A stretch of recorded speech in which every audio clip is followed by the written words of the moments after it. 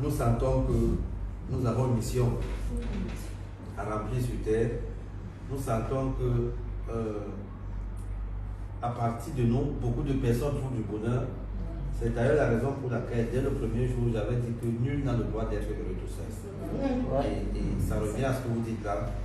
Je suis de ceux qui pensent que je ne sais pas comment tu peux vivre seul. Comment tu peux être heureux seul? En fait, seul même, il n'y a pas de bonheur. Il n'y a pas de bonheur.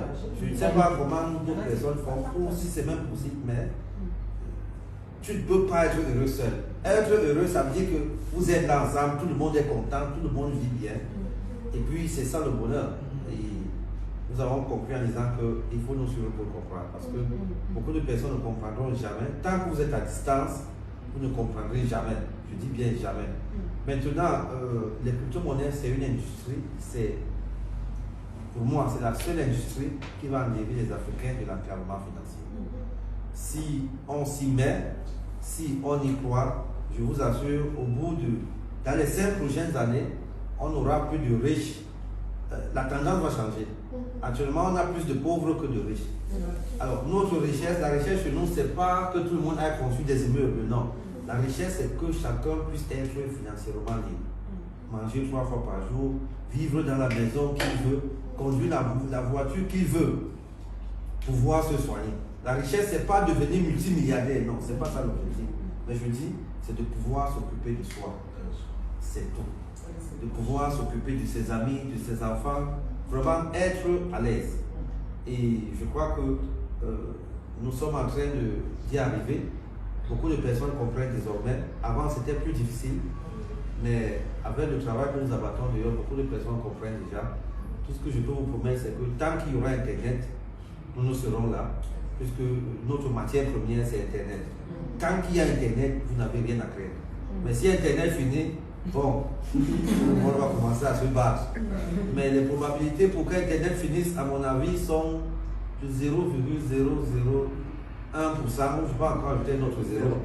Parce qu'aujourd'hui, tout le monde entier dépend d'Internet.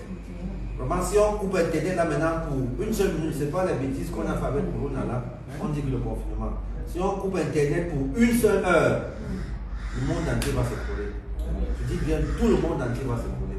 Parce que tout désormais est interconnecté. Donc, notre matière première repose sur Internet.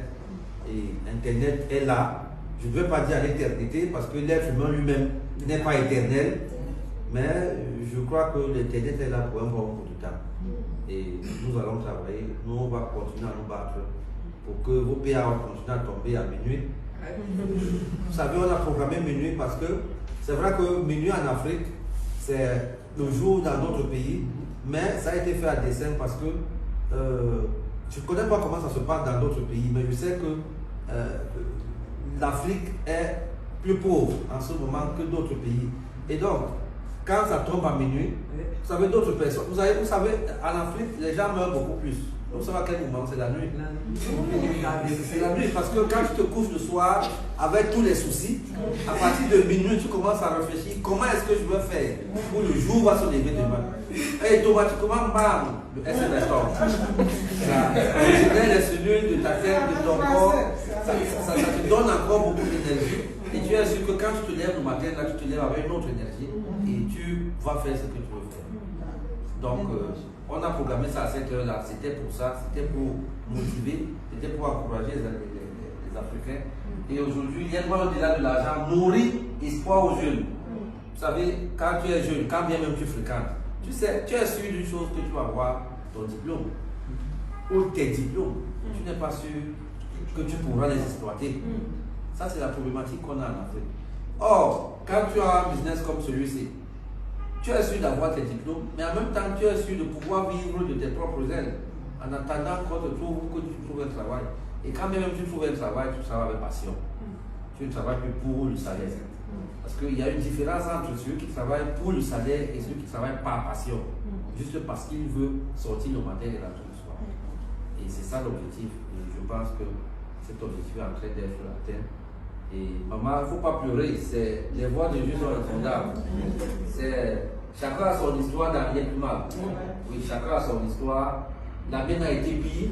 Pour ceux qui ont lu mon livre, pour ceux qui me connaissent, moi j'incarnais la pauvreté. Je dis, si vous vouliez connaître ce qu'on appelle, parce que pauvreté c'est un mot. Donc c'est un mot qui est en français.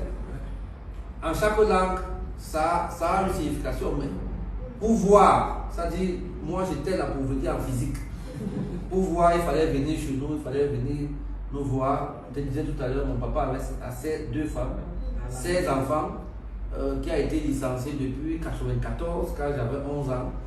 Nous sommes allés vivre au village, vous pouvez imaginer, c'était très difficile. Mais aujourd'hui, grâce au crypto-monnaie, grâce à Yenimal, je suis au dessus de ma famille, je peux le dire. Et dans chaque famille, même ceux qui sont les plus réfractaires, il y a un messie là-bas qui vient de Yenimal. Parce que quand quelqu'un connaît Yenimal, il essaie d'aider aussi sa famille. Et c'est ce que je demande aux uns aux autres. Quand vous avez un peu, aidez les autres, aidez.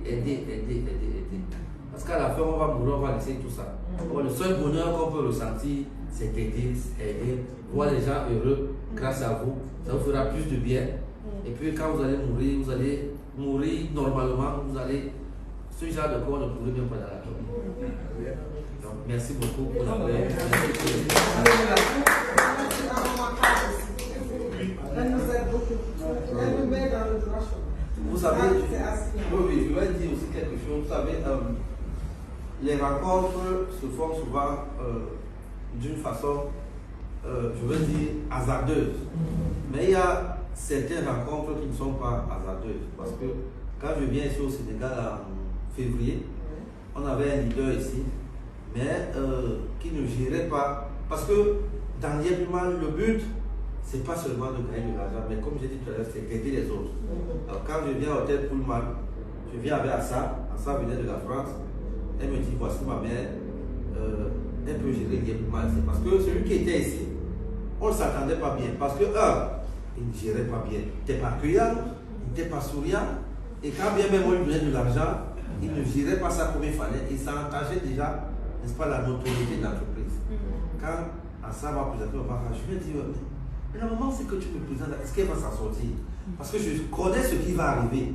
Elle me dit non, elle est enseignante. Ah, ok, si elle est enseignante, parce que le métier le plus difficile au monde, pour moi, c'est l'enseignement. Parce que tu dois gérer. Moi, j'ai enseigné dans le secondaire, elle dans le supérieur.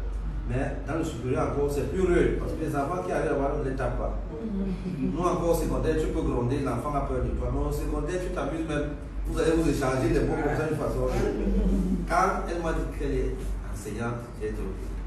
Parce que l'objectif derrière, c'est d'encadrer les jeunes. Je crois qu'aujourd'hui au Sénégal, elle fait vraiment ce travail d'encadrement.